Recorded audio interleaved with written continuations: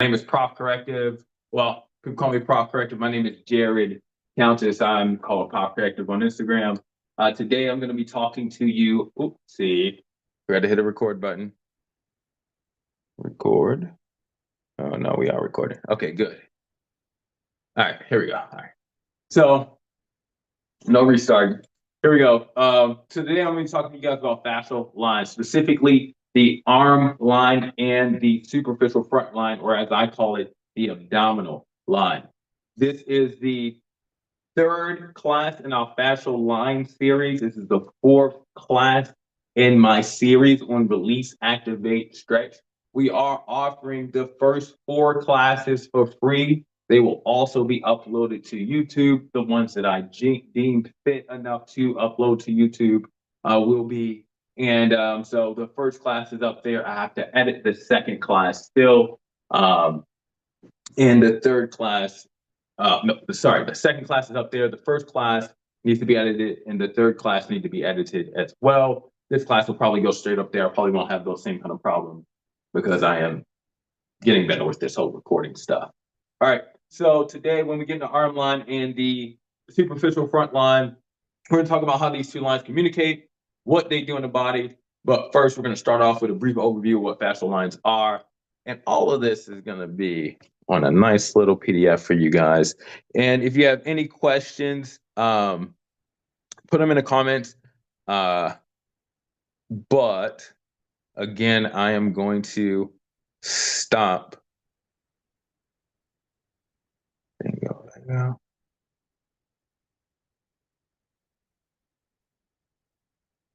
And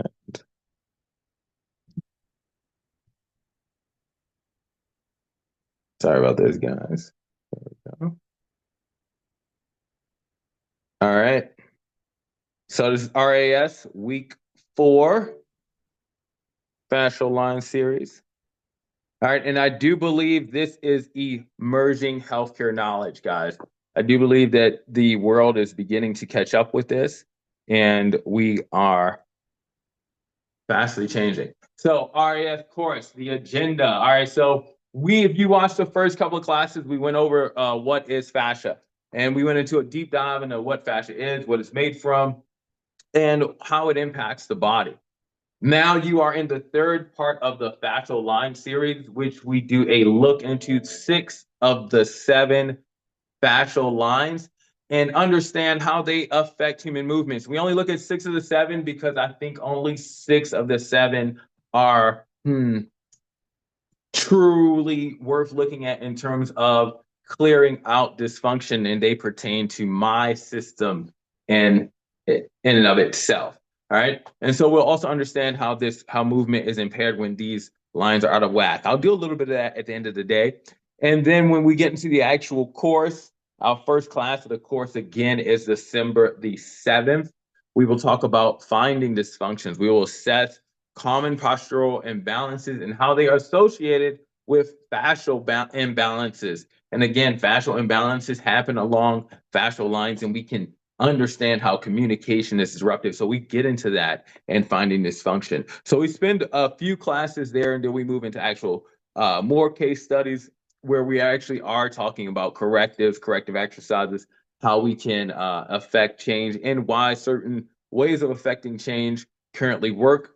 All of that most of that work will be done on clients that either I have had in my past or previous students have had, and how we remove the layers of their dysfunction. So we will let you guys throw in questions about your own clients. And then solutions and critical thinking, that's really where we dive into how we can deal with a multitude or a whole bunch of different problems. And you guys are really able to bring some of your clients and do some real world solutions with your own people. All right, here we are. What are fascial lines? All right, let's recap it. Again, the one most important things I think about is that we are rethinking the human musculoskeletal system, right? As we are currently taught about the human musculoskeletal system and the actions and uses of muscles, right?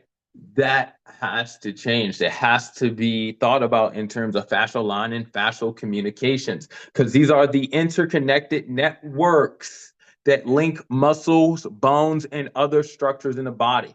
Even your nerves, even your nervous system has a fascial lining. Everything is lined and or created and built up of pockets of fascia, right? And they stabilize forces, they transmit force, and they coordinate movement. They are the tension cables ensuring balance and efficiency across the body during both static positions and dynamic activities.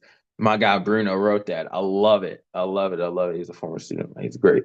All right, so this is my favorite statement when it comes to fascia. Your brain listens to your fascia and speaks to your muscles. Again, we do a brief overview of fascia in this course. If you want to do a deep dive into it, Tom Myers, Anatomy Trains, he is the guy for, to me, fascia education in and of itself. I give you this background so you can understand how my system uses our knowledge of fascia to effectively create tensional balance in the body. But I love this. Your brain listens to your fascia and speaks to your muscles. This has to do with proprioceptive awareness, guys. Your brain is listening to your fascia and then telling your body what to do. All right, fascial lines overview. They are the distinct muscle connections. That fascial lines are the ways in which muscles are truly connected to generate force in a given direction. They overlap to create functional patterns. Fascial lines come together to link and form different muscular systems and make it possible for our unique abilities, right? And so I love the image on the left here. You'll hear me say it again and again. This is the same image that we used for the last one.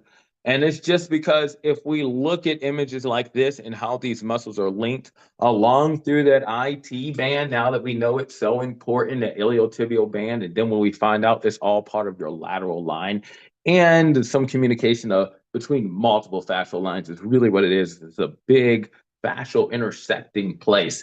Anyway, that said, we understand that that is important. We should understand that the whole system that it is a part of is important as well. And if we get that understanding, it changes everything we do. It is a huge shift in how we think of the body. So I need to, I didn't have his name last class, and I don't have his name now. Jesus Christ. Anyway, 600 fascial pockets. This was from, I do believe he was Swiss, so a Swiss doctor. And what he thinks of as the body is one large muscle, not 600 individual muscles into individual fascial pockets. So if you think of how the human organism grows out from this little zygotic cell, you would imagine that it would all grow from a differentiating membrane. And so, that is what we think, that webbing that is fascia, and that goes into the evolutionary abilities of fascial lines. And so there are 7 fascial lines. Again, we focus on 6. The arm line and the superficial front line are going to be the lines that we talk about today. The arm line coordinates arm and shoulder and hand movements while transmitting force between the torso and the limbs. It sounds like it might have to communicate with the superficial front line, which supports forward bending and upright posture quite a bit. So if I'm going to use my arms, I want to be able to keep my posture upright. If I'm going to push forward and if I'm going to throw, I think that these muscles need to communicate. All right, before we get into the arm line, let's go ahead and take a quick pause. One, I need to see if I am still recording. Yes. And 2, I am going to go here. All right. Oh, we did have some more people stop in. Perfectamundo. All right. So this is a chance to ask some questions, but I'm going to come up here and just go over a little bit of what we just did right there in terms of the arm line, right, and the abdominal line and fascial lines in evolution and the whole concept, because this is our last free class. So I really got you guys to grasp this conceptually, right? So if we think about our muscles, as banded and connected together, which they absolutely are, right? Then we would think that they are banded and connected together for functions. And so all I'm here to tell you is that's what happened, right? So when we think of one large muscle into 600 individualized parts, as those parts individualized, right, you would have had to develop muscular pathways to use them into the pieces they became. So the way I like to think about this in terms of evolutionary biology is the whole left to right movement kind of began. And this is, to me, what we think of in terms of our functional system, right? This whole left to right.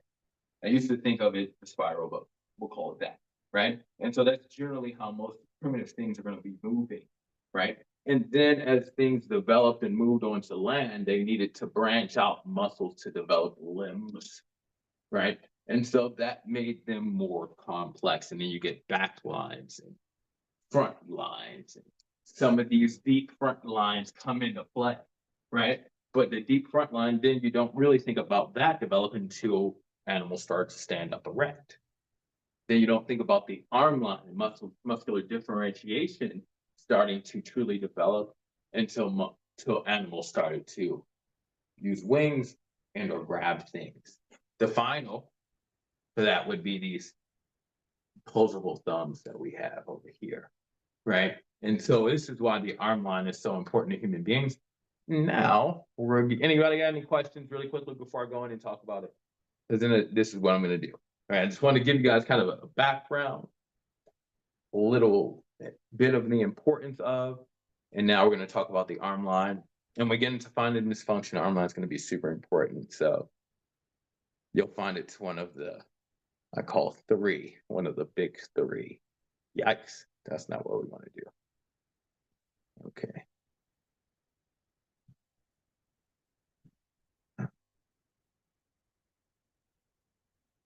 Let's see. It's easy. No, I can't make this easy. Guys.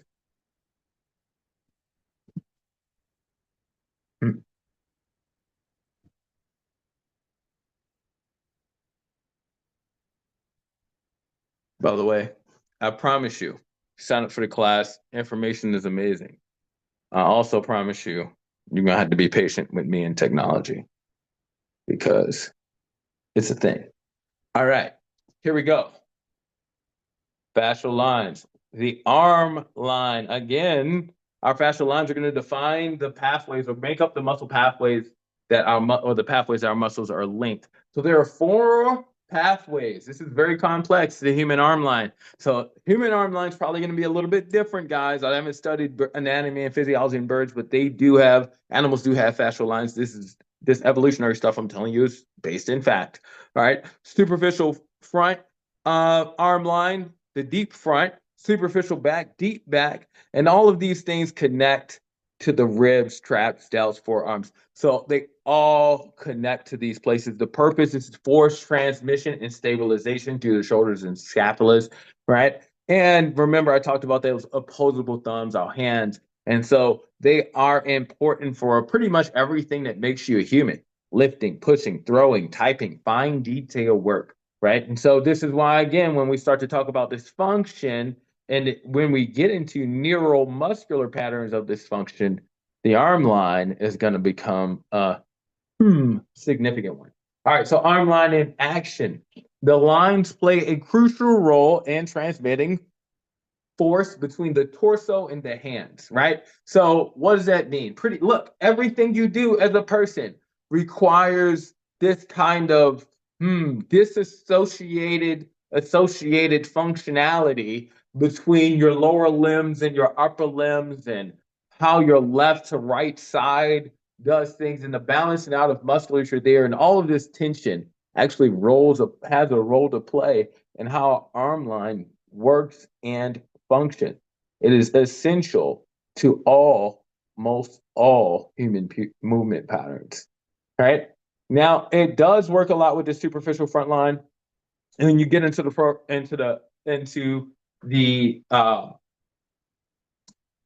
class and the course, you'll actually understand why I don't consider superficial front line as one of the big three. But I talk about that later. Anyway, so not in and of itself. Some of the muscles of it absolutely cross over. So pathways and muscles links.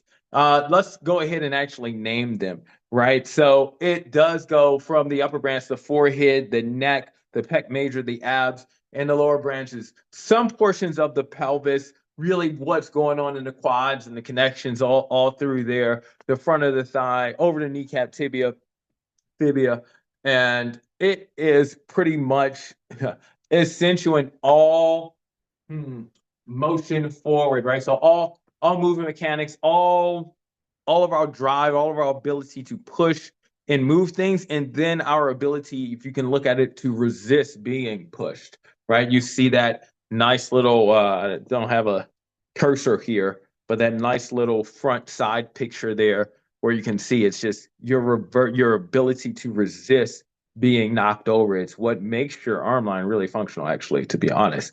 So the superficial front line in action, as you can see, everything that we would do to support and brace the spine. And this is a lot of lifting and carrying, which I talked to you guys about in the back line as well, but also in terms of pushing things, right? So we got to have contraction. It just creates that is the front side stabilizer for your upper body, right? And then responsible for force transmission from lower to upper when we're pushing or moving things forward in front of us.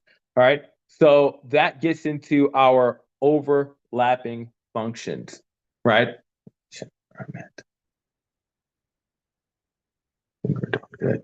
It gets into our overlapping functions, the movements and functions of the arm line, pushing, pulling, blah, blah, blah, blah, blah, blah, blah. We're going to hop off of here and we're going to talk. You guys can screenshot this. Again, this will be open for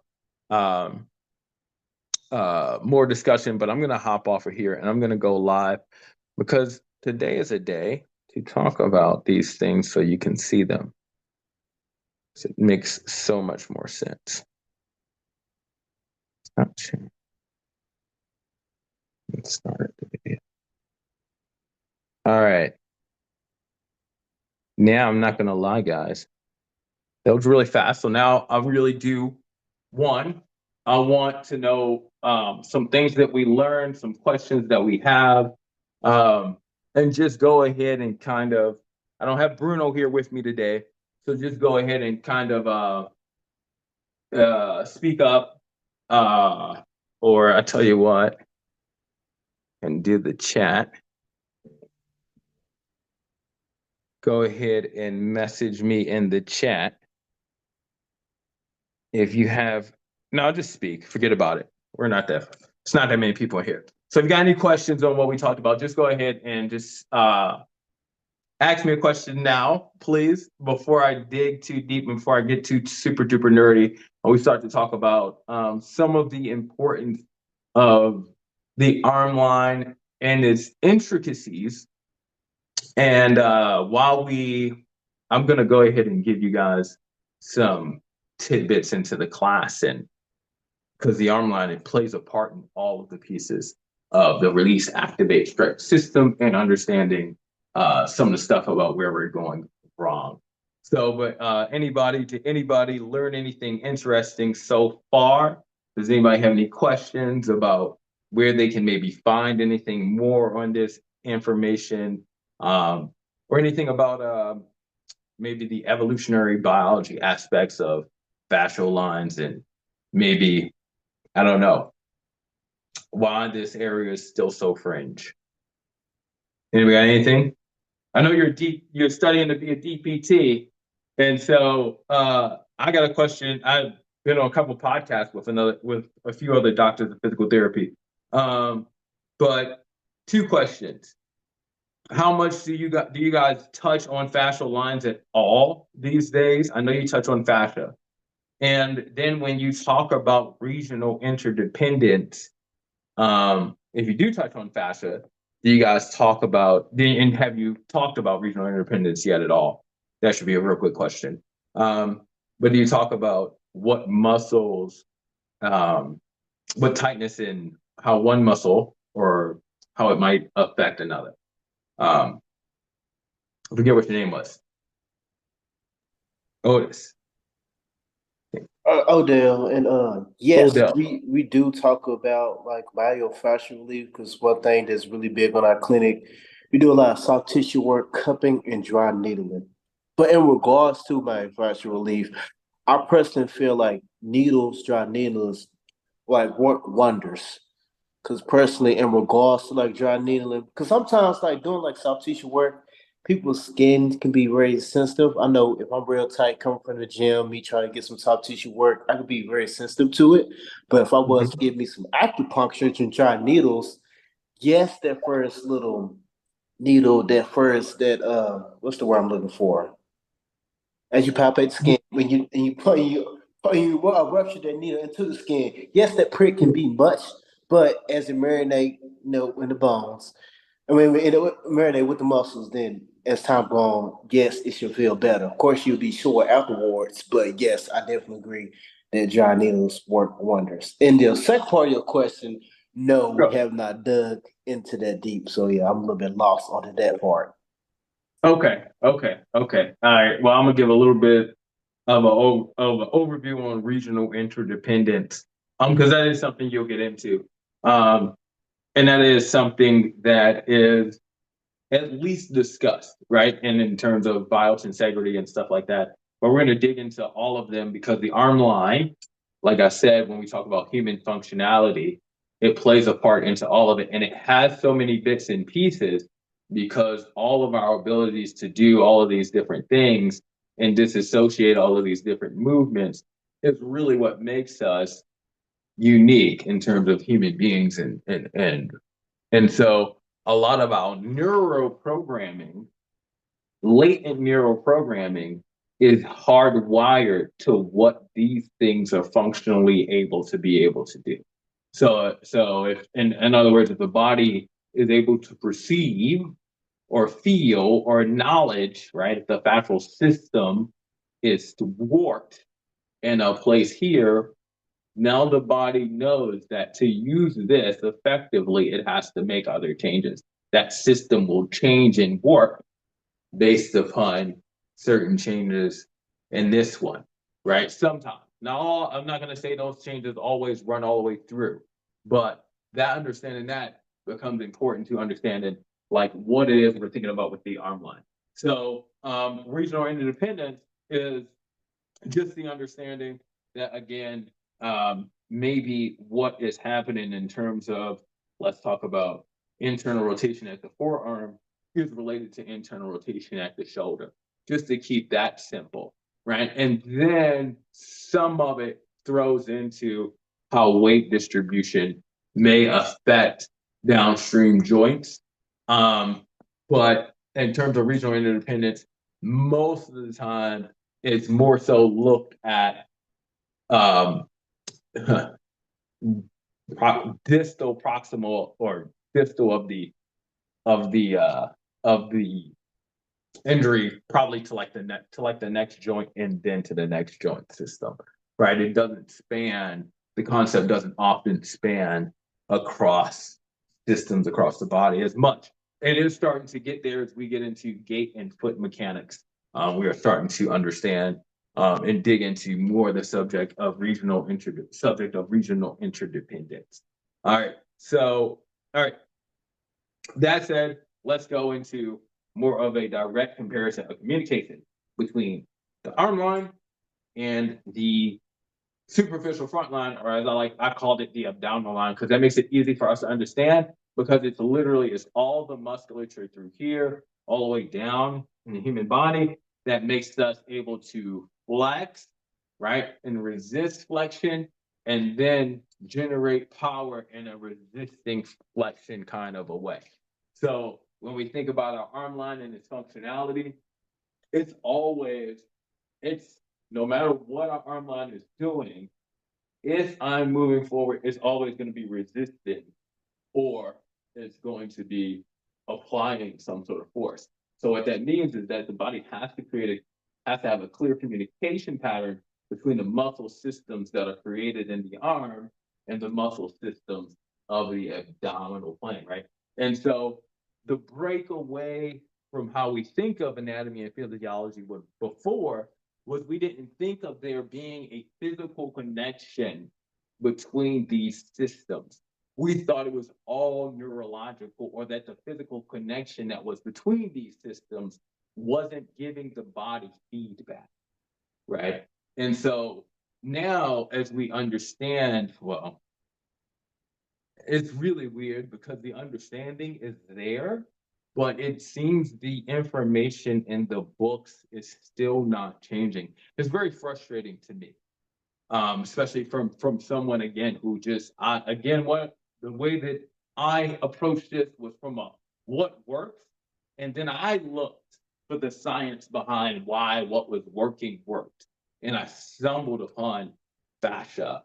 And again, I had a good background in mathematics, and so if you understand a force applied this way, right, has to do this. And so anatomy and physiology doesn't explain muscles in the nervous system in a way that a smart machine would put these two systems together, right? And fascia makes sense that a machine or a thing that developed to do all of these things would have to develop that way. All right, go ahead, Donis. Go ahead, ask. Hey everyone. Yeah, it's funny because I'm a stretch therapist. Well, I'll say I work at Stretch Lab, but I started my own company outside of Stretch Lab, and I gave myself Very the nice. title Stretch Very nice. Practitioner, Stretch Therapist. Because that's one of the flaws I've seen in working in Stretch Lab is they focus so much on just a lot of stretching and bigger muscles, but not so much on the fascia. So when I work with clients, I focus primarily on the superficial backline, because a lot of the people that I see are sedentary. They either work out too much or don't work out enough. So we know what happens when it's sedentary, things tend to shorten up. So a lot of times people come in with sciatica, plantar fasciitis, tight hamstring, et cetera, et cetera. And I always ask them, well, have you ever checked in with your feet? And they look at me like I'm crazy when I say that. I was like, no. So, and then I educate them on the whole superficial backline. And then, so we have this thing called a hyper spear. I don't know if you ever heard of that percussion device. So the brand is called a Hyper Ice, but it's very similar to a Theragun, a percussion massage gun. But it's a vibrating ball. So what I do is I put that in the bottom of the foot to kind of just wake up the plantar fascia and then kind of work my way up. You probably have it. I was gonna say not that, but I have I think this is a different version of the same thing you're talking about. Mine's a little bigger, probably. Yeah, yep, just like that. Yep, exactly. Yeah, if you So can hear it vibrating. yep, Yeah, yeah, yep, you gotta have a so I have people that are fans of the vibrating foam rollers. I hmm like this so much better because you can get it in those spots. exactly. So Yeah. whenever I start with that and then go into the stretch, because I always break it down like, hey, like it's you never want to stretch a cold muscle, right? You never want to stretch a muscle that's not worked and not warmed up because that could lead to a further injury. So when I explain it that way, and I start talking about the fascia, how it just connects the tissue, it goes from the top of your head all the way to the bottom of your foot, and then start talking about the more dense fascia, superficial front line, back line, lateral, and then I'm actually learning something new now with the arm and shoulder stuff that you're teaching right now. But it's always interesting, you and I share a similar frustration because even when I go back to my A&P books, it's like they barely touch on fascia. And I'm like, why is that? And it's such a crucial part, especially when it comes to injury, because when injury happens, the fascia in that area tends to wrap up, become extremely dense and stagnant. And then now that leads to further issue. But they focus so much on strength and conditioning and a very minimal range of motion, at least like from the stories I hear from physical therapists. But from my experience when I tore my ACL, I was fortunate enough to one um, be able to hyper focus on flexibility and mobility and also strength and conditioning. And I realized that with most people, that is the missing component is the flexibility and mobility aspect to overcoming or recovering from an injury. So not necessarily a question, but just more to want to chime in on the one what you were just saying. Well, oh, okay. I was waiting for the question. I was waiting for the question.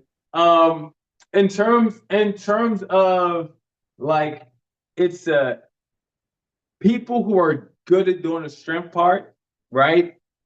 Usually miss out on the flexibility part when they come to me that are hurting, and then people that are flexible, like I have yogis that I work with, right? And they're missing out on the strength part. The key thing is the body needs it really needs three, right? It needs the flexibility slash mobility. It needs the strength to be balanced in those places, and then it needs adequate rest and recovery, right?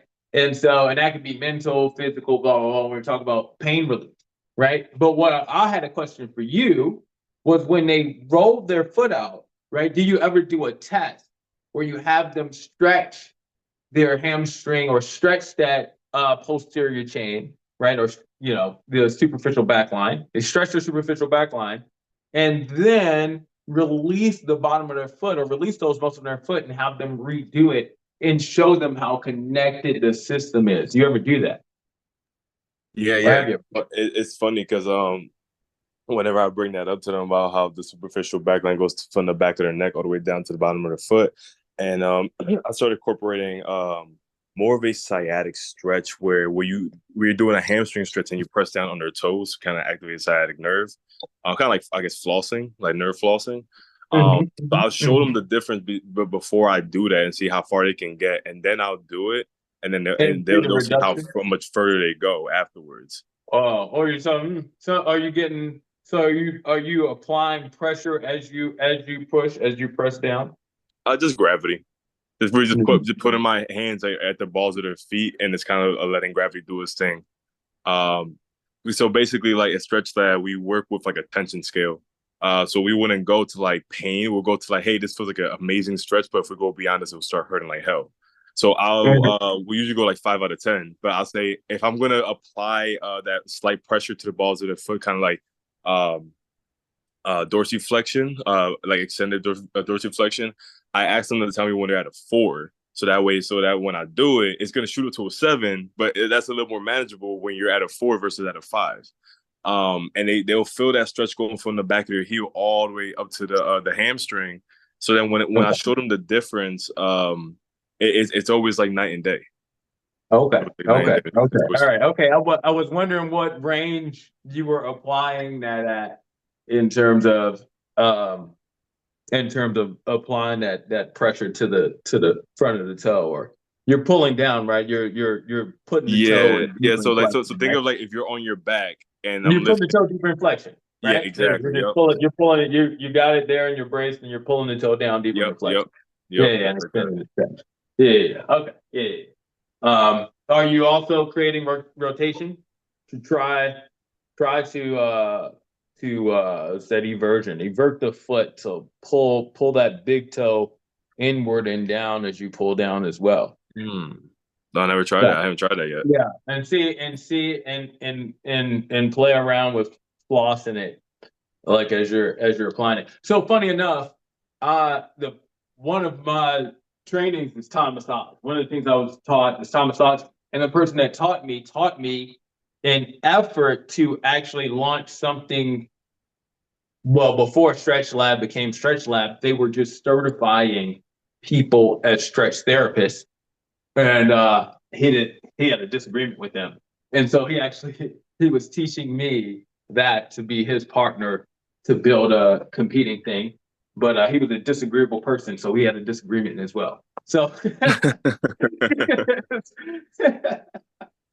but that's actually stretch the kind of the beginning workings of Stretch Lab and stretch therapy become the thing was how I learned Thai massage and some of my stretching techniques. I don't consider myself a stretch therapist. I apply trigger point therapy and certain stretches from Thai massage.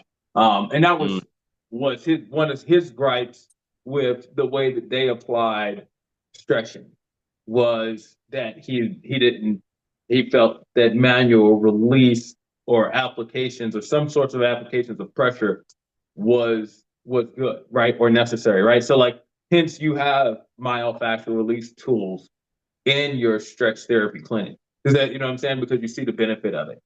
You know what I mean? And mm. I don't know, I only been to stretch lab once or twice. when they first open. Do they regularly incorporate some kind of myofascial release on people before they stretch them or during the stretch? I always say it truly depends on your practitioner, who you're working with, and their background. For me, I have a background in biology, and I had the aspiration to go into to school for DPT. But Okay. then life happened, and I Okay. had to take a sidestep.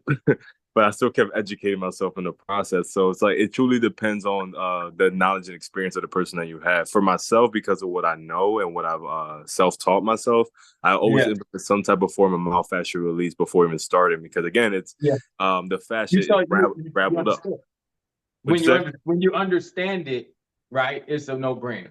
Exactly. Right? When you begin to understand how the body works, it's a no-brainer. And so that's the whole reason that I'm offering these courses.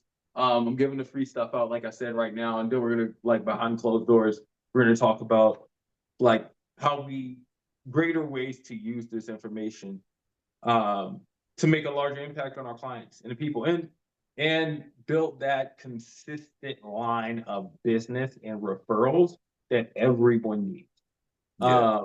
if you're gonna build this stuff up. And if you're the guy that, like you said, if you started your own thing already? Yeah. So I'm like probably a couple months in. I'm working with a gym right now and slowly trying to get that up and going. So But so far so good. yeah. So I started the same way, and I've rebuilt my business in 3 different states, but I've been here for the longest. I've been in Arizona for almost 10 years now. Um, but literally nobody you have the benefit of people actually understand the benefit people you have the benefit of people understanding that there's a benefit to stretching now.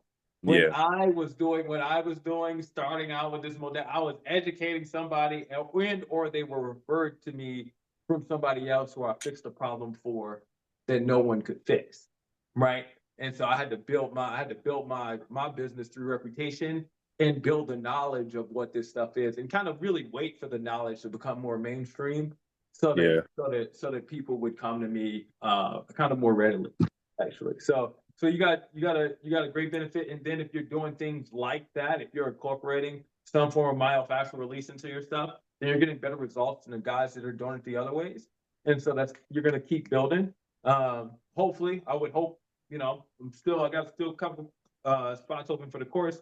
Love to have you in there, and you'll learn how you can incorporate what I would teach you about more stuff about fascial lines, and then really how we use it, right? And it'll make sense. Again, what it really do will it'll help the things that you already know work make more sense, and then give you more ideas to do new things. So I don't tell people this is like it's not a modality based thing. This is a critical thinking, human body understanding based thing. Hmm. And so every modality can use the information that I'm going to give you in the class. Um, but some of it is a little bit more geared towards, actually, some of it's more geared towards somebody that's a manual release of uh, stress therapists like yourself. Some of it's more geared towards personal training. So it's a conglomerate of all those things, but each is a tool, a piece of fixing a person. And but we got to be able to decode it first. And so to Yeah. do that, we got to understand how the body communicates, and that's fascial line, right? And yeah. So anybody else got any questions or anything else to say? Did Oscar make it in here? He did. I'm here, man. What's going on? You are? What up, B? Not All much. right, man. Yeah, you're still feeling like review for you right now? A little bit. A little bit, but I'm here nonetheless, man. Whatever. All right, man. Class is officially going to start on the Sunday after the 7th. You guys can stay on here. I'm going to talk to Oscar a little bit. He's in the class already. And then I got a guy in Denver, actually, who also should be jumping in. And he's trying to Oh get the shit. guy from his gym to throw some support and throw some more people in there. So we'll see. Yeah. We'll see how many people we end up actually in the class. But I dig it. It's awesome. yeah. And so but I don't know if you caught some of the hints. I'm gonna go ahead and stop recording. I'll let the people that are already on here catch a piece of this part.